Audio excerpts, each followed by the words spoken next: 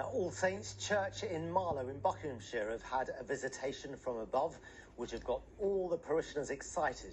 It's a family of peregrine falcons nesting on the church roof, and that family has just got bigger. Wendy Hurrell has been there, and she can bring us the good news. Well, it is marvellous news for Marlow, not least because these majestic birds were so persecuted over the years. By the early 60s, 80% of the population had died out. They're the last in the food chain, and our use of toxic agricultural chemicals was not doing them good at all. But they are making slow progress back to life, and they are popping up in urban areas like here in Marlow. We know that there are some at St Albans Cathedral. We've been spotting them in Watford, Hemel Hempstead, Welwyn Garden City. They usually live on craggy cliffs, but I suppose a church like this is no different to them, is it?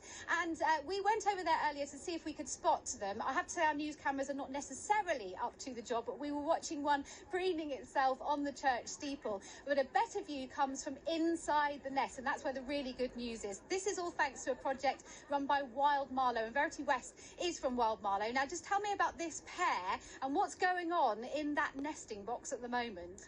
Well, this pair, they arrived in Marlow a couple of years ago. We were very excited to see them spotted by some of our local photographers. We weren't expecting them at all. It's not a usual sight around here in the slightest. And they seem to be showing an interest in claiming this as their territory. So we asked the experts about the possibility of them breeding on the church and what we could do to help them. It was suggested that we add a nesting platform in the hope that it might encourage them. But as a new pair in a new territory, we really weren't expecting much from them at all.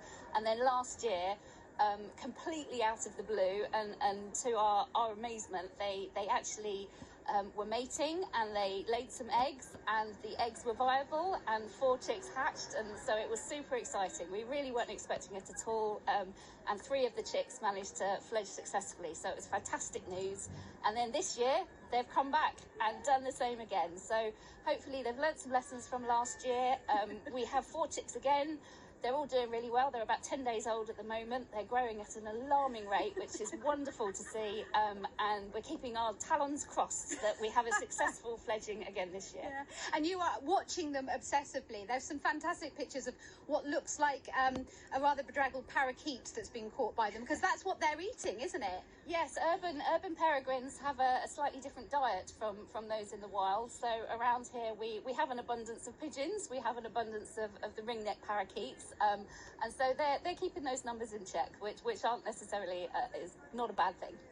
And they are such a beautiful bird to watch, aren't they? How significant is it for Marlow and for the birds themselves that they are having so much success here?